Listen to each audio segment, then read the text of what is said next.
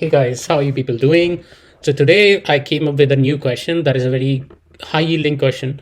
We'll be talking about oral lesions. So in this question, we'll be discussing about various types of oral lesions.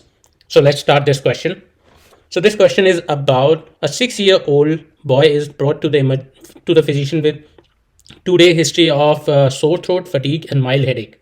He complains of pain with swallowing and has not eaten much in the past 1 day, but is drinking a small amount of fluids.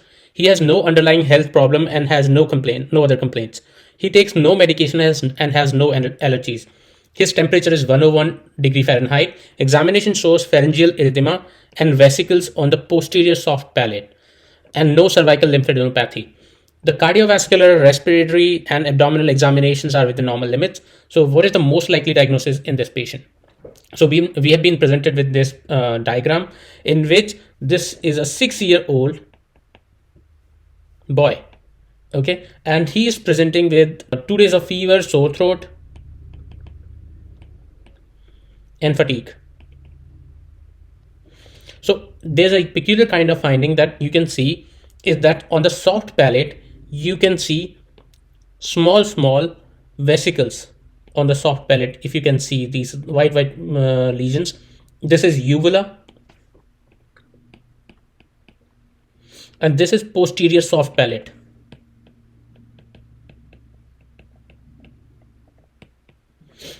So you can see lesion on posterior soft palate.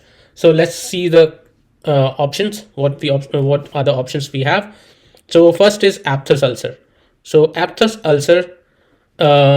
Let's discuss about aphthous ulcer. Why aphthous ulcer is an answer or not an answer? Let's see.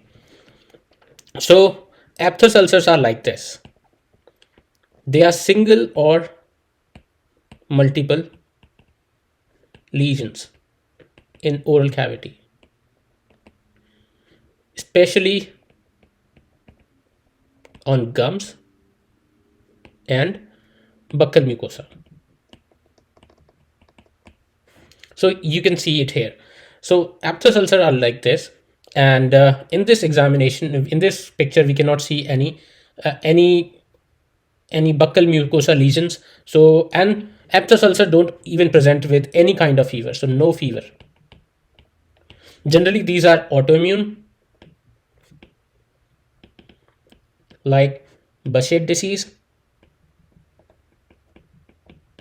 or some vitamin deficiencies. And treatment is basically wait and watch plus multivitamins, B complex actually, and oral steroids, not local steroids, not oral steroids. So I would say local steroid. So autoimmune condition is aphthous ulcer. So aphthous ulcer doesn't look like this, so we can rule out this option. Second option is herpangina. Herpangina is basically caused by, if you know, that Coxsackie virus. And this virus causes hand, foot, mouth disease. This means like it causes lesions on hand, on foot, and mouth. So the peculiar finding we can see in Coxsackie virus is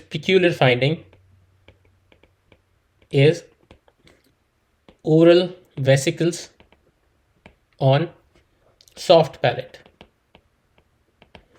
and the age group is age usually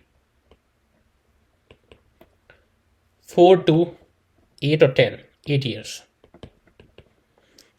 So this is a peculiar finding. So in this question, we can see like the not posterior, like posterior soft palate is pretty much erythematous with vesicles. So it looks like herpangina looks like our presentation. So we can think about it. So let's think about it later.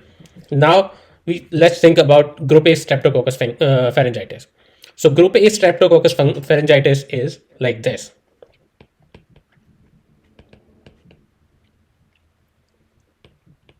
So group A pharyngitis is basically um, it is Streptococcus uh, pyogenes infection, and it is usually presents in young age, like 6 to 12 years, and it also presents with pharyngitis that is purulent, means pus, especially on tonsillar walls. You can see the tonsillar walls. These are the tonsillar walls. So these are purulent pharyngitis.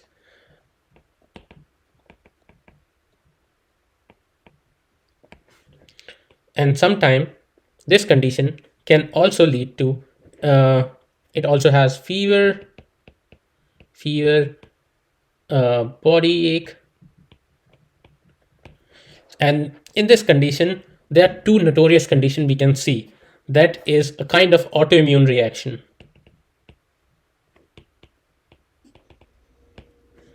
to this bacteria that lead to kidney and carditis and PSGN.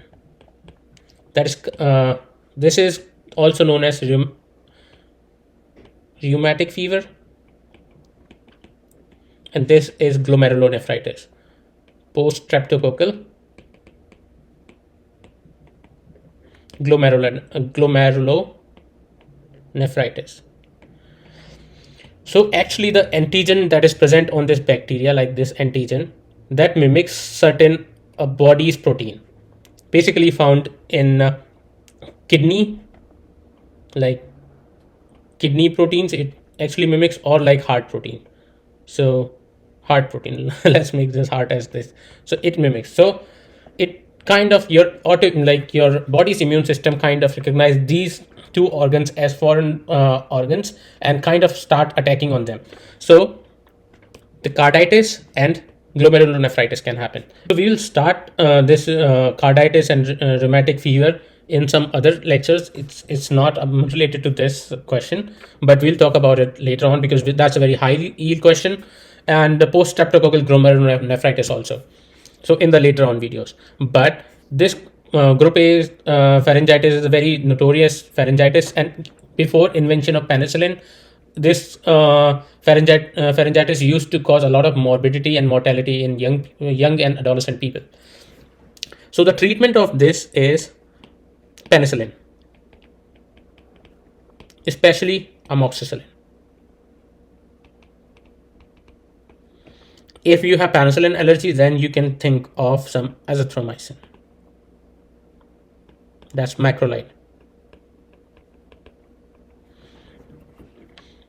So group A pharyngitis is not an option for us because it doesn't present, like there's no lesion on the posterior pharyngeal wall, and there's no purulent tonsillar wall pharyngitis. So I don't think this is a group A streptococcal pharyngitis. So let's rule this out. Now let's think about herpes gingivos dermatitis. So what does that mean? So herpetic infection can also occur on your mouth. So in young kids, this presents as herpetic gingivostomatitis. So herpetic gingivo means gum, and stomatitis means mouth. So it actually presents as vesicles on gums, and stoma means like area around mouth.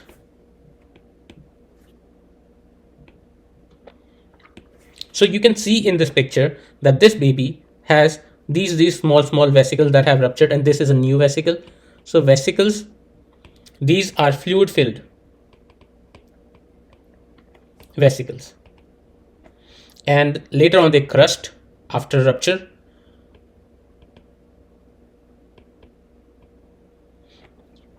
and you can see these also confluence of And it actually presents with fever, myalgia. Fever is pretty high, like around 102, and constitutional symptoms. Null symptoms. It is a self-limiting condition.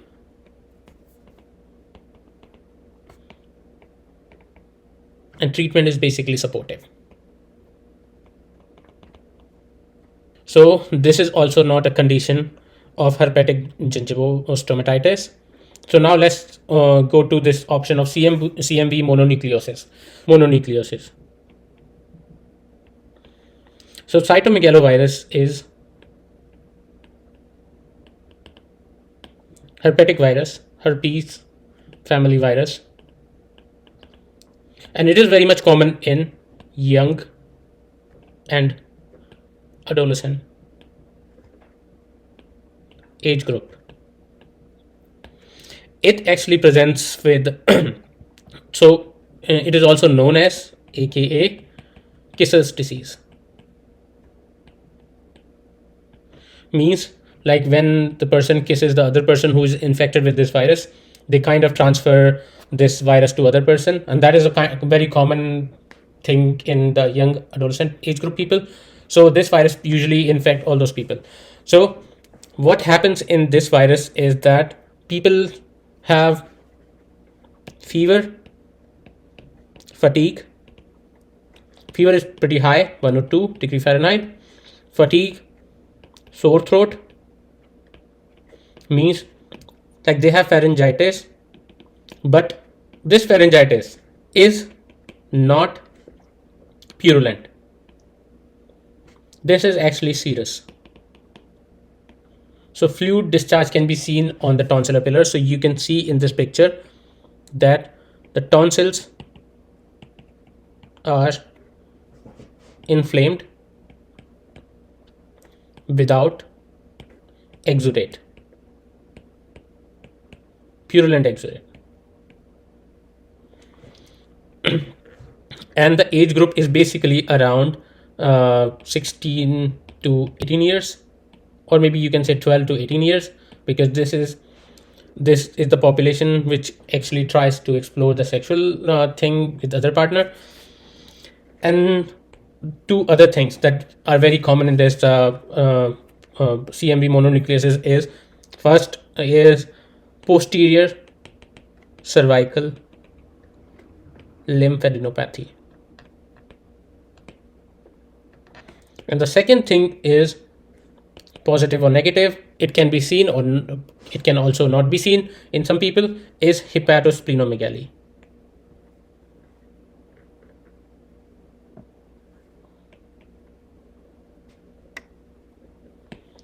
So hepatosplenomegaly can also be present. So you can see in this picture, this girl has posterior lymphadenopathy, and this is the sore throat, and they have fatigue, fever, sore throat, lymph node gland. The very striking feature, if you can see, is there are two differences that are very much remarkable between group A streptococcal pharyngitis and CMV mononucleosis pharyngitis, is that like group A and CMV. So group A does produce purulent pharyngitis, and CMV produces serous or inflamed pharyngitis without purulent discharge. In group A, we see anterior cervical lymph node lymphadenopathy. In CMV, we see posterior cervical lymphadenopathy. Here treatment is amoxicillin. Here treatment is supportive. And a very high yield information that everybody should know is that if a person is recovering from CMV, mononucleosis, and they have hepatosplenomegaly. Usually they have hepatosplenomegaly. In that condition, you have to refrain them patient from contact sport for 4 weeks, because there are chances of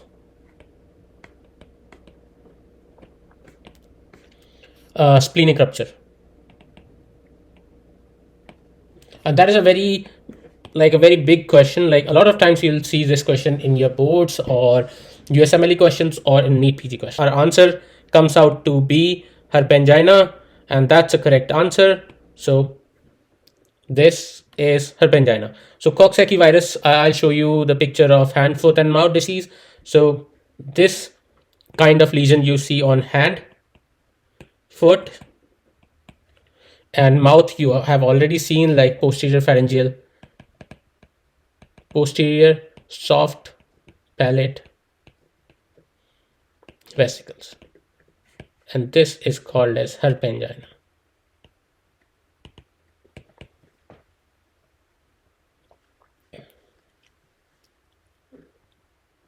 So I hope you like my presentation. Thank you very much. Have a nice day.